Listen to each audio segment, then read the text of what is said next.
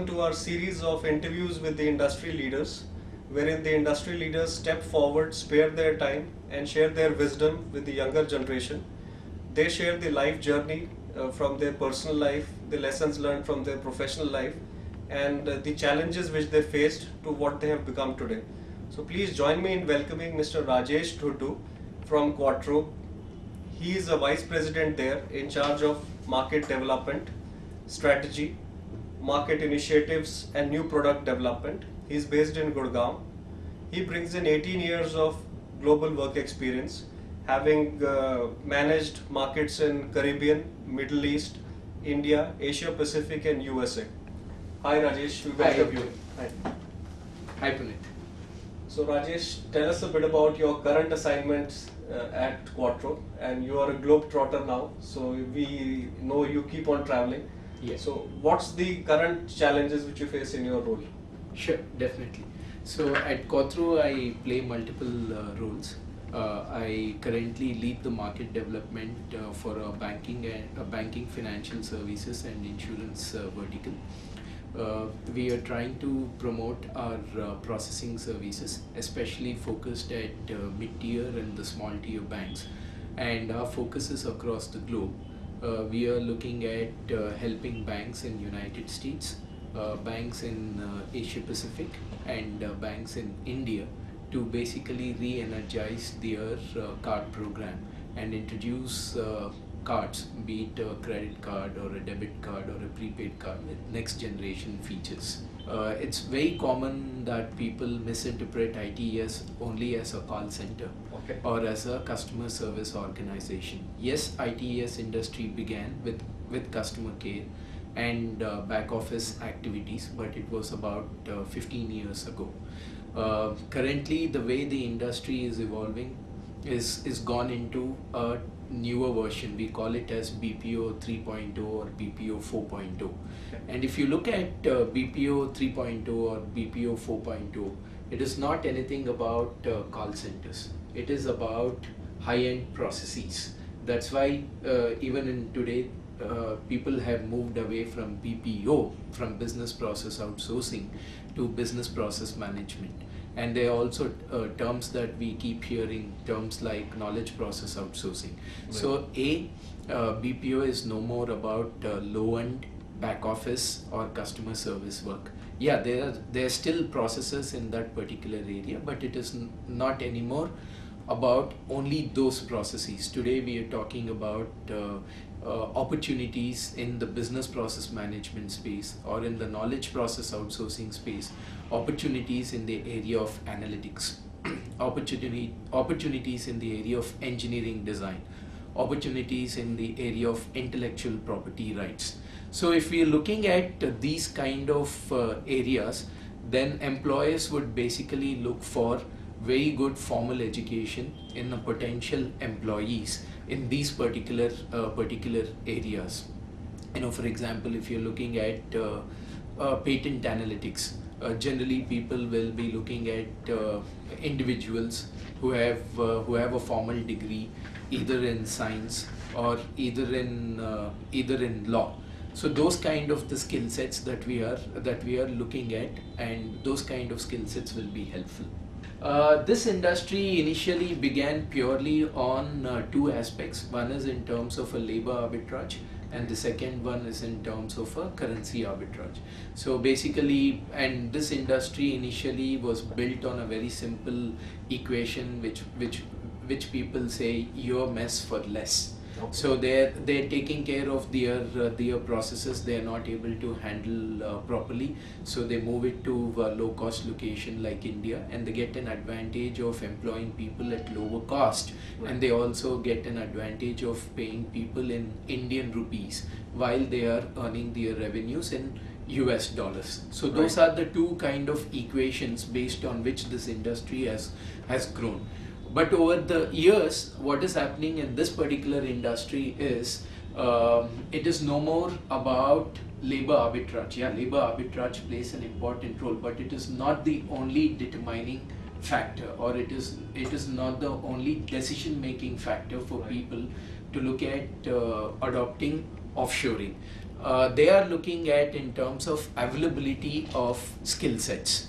Then in terms of looking at employing people who not only bring in skill sets but who also bring in a very good attitude to the work. So those are the things that companies today are now looking at. In United States, unfortunately, there is only a limited supply of people in various areas, and even that in addition to that, there is also premium aspect and the cost aspect which is attached to that. Right. So now since there's a limited supply and those individuals are not willing to take up assignments in particular conditions or in particular terms, they're looking at resources, the large resource pool that is available either in India or elsewhere, especially in the emerging markets. Initially, the customer care activities came into India. Right. Then subsequently, Philippines came on the horizon, and lot of customer care activities moved to Philippines from India. The reason being, the cultural affinity of Filipinos is more aligned with the cultural aspects of the US organizations. Right. And in addition to that, generally the Filipinos tend to be more customer friendly compared to the resources in India. Initially they had the accent issues, but they had overcome that. As a result of which, that particular piece is moving to Philippines. But there are lots of other things that are coming into India. As I said, if you look at BPO 4.0, it is about engineering design, it is about computer aided design, then it is about computer aided manufacturing, it is about investment banking, it is about market research, it is about high-end finance and accounting, it is about big data analytics. So a lot is going to come in the business process management space in India. There are plenty of opportunities. So one needn't be apprehensive about loss of jobs from India to other locations. In customer care, it has happened, but still there's plenty of business that is still coming into India as far as customer care is concerned. Guide us about your education, Rajesh. We know you recently invested your time and energy into an executive program from Columbia Business School. Right. So why did you choose to upskill yourself at this stage of your career, having done your MBA earlier? Sure. That's a good question. In terms of the last formal education that I had was about 17 years ago, when I did my MBA in finance, and I graduated in the year 1997. I may sound ancient, but that was the last formal education I had. Over a period of 17 or 18 years, I felt that there is a need to upskill oneself. Today, if you look at anything in your life, you are upgrading your phone, you are upgrading your car, you are upgrading your home. Very often people don't think about upgrading their own skill sets and upgrading their own education. It's very important. It's very important to upgrade that. Ultimately, what is creating your employability with regards to an employer is the terms such as the bundle of skills that you bring to the employment. True. And if those skills are outdated, then your employability will go down in the marketplace. So I had looked at from that particular perspective, and that's the reason I had invested in a formal education, though it was an expensive one. Any specific skill which you learnt in Columbia which surprised you, which you had not anticipated, and you still were surprised that I was able to learn this new skill? Yeah, I would say multiple skills and multiple new learnings, but a few things that come to mind are: number one, I am not that good in negotiating, I'm not that good in persuading.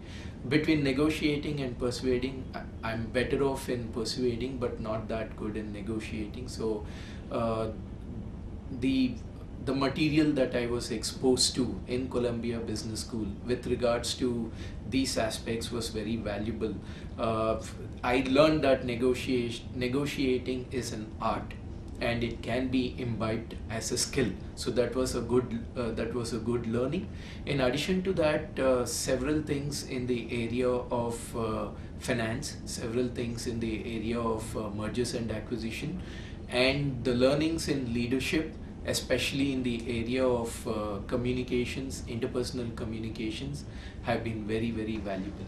College, I didn't go to Ivy League business school, nor I went to one of the top 10 or 15 institutes in India. Right. So I went to a very good B school, but that B school was not that. People weren't aware of that particular B school, and it had also had religious connotations to it. I went to Sri Satya Sai Institute of Higher Learning, where education was free, and they had a perspective: since we are giving education free, we will not organize campus placements. We'll make you employable in the marketplace, but the objective to find a job, or the mandate to find a job, is yours and not us. When I graduated in the year 1997, Naukri.com didn't exist, nor Monster.com existed. So people who are very well networked, or whose fathers had good connections in the society, they were able to get jobs easily. My dad had good connections, but it was not that he could leverage them for my own job. As a result of which, after I graduated, I was sitting idle at home, and that was becoming very uncomfortable for me.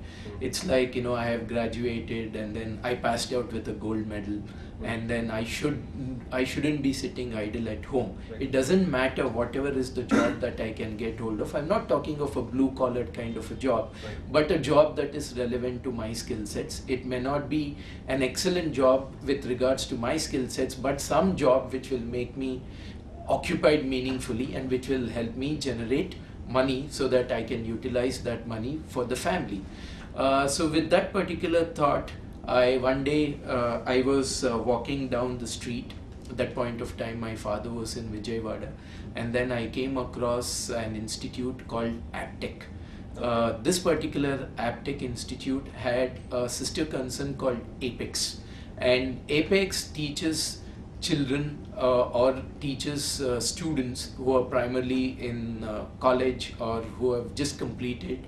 They teach them in personality development. Okay. So I happened to I looked at that particular institute's board, and I said, let me go inside. And I went inside, and then I came across a counselor, and the counselor said, hey, come on in, and I will explain to you what courses that you can undertake, and these courses cost you so much.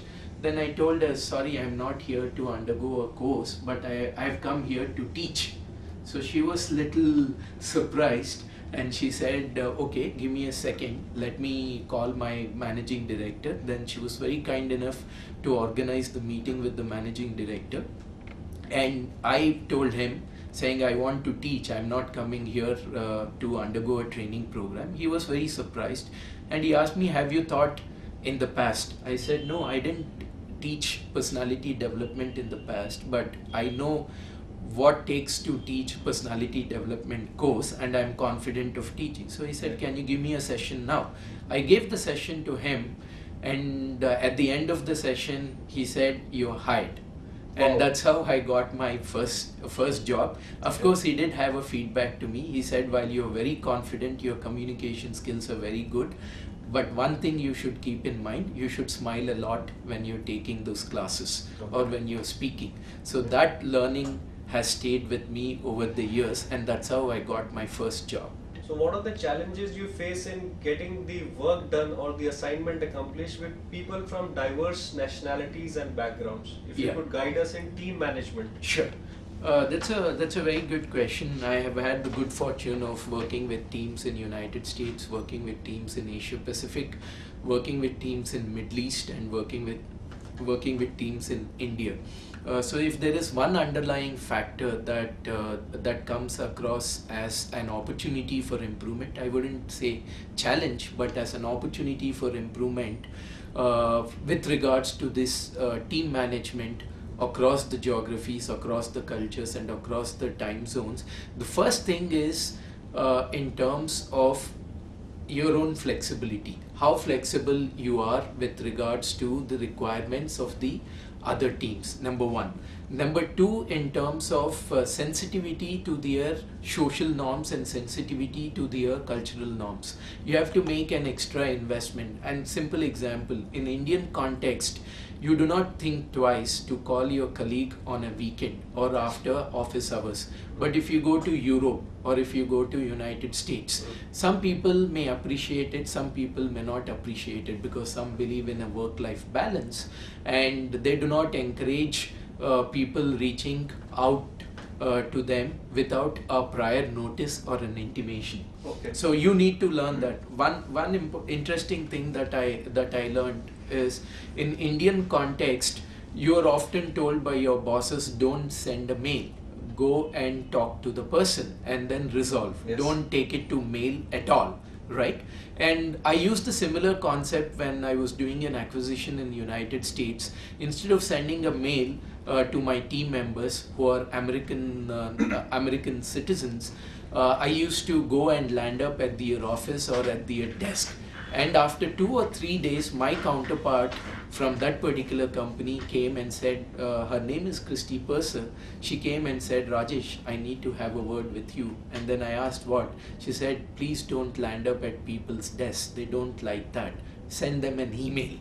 So it's completely different. In Indian context, you tell people not to send an email, right, go and speak to the person. Yeah. In an American context, they're telling you don't land up at people's desks. They're very comfortable to deal with you using email. Number one. That's the second aspect. The third aspect is, in terms of, it's very common, even though it's an American team of the same company and even though it's an Indian team of the same company, right, it's quite natural for people to say that your team versus my team, because it comes naturally, saying, hey, your team in United States versus my team in India. Hey, come on, give me a break. It is not your team versus my team in this particular country. It's all about our team. So we need to imbibe that particular aspect. I have a saying which I tell my team members always, and it helps me a lot in managing interpersonal issues.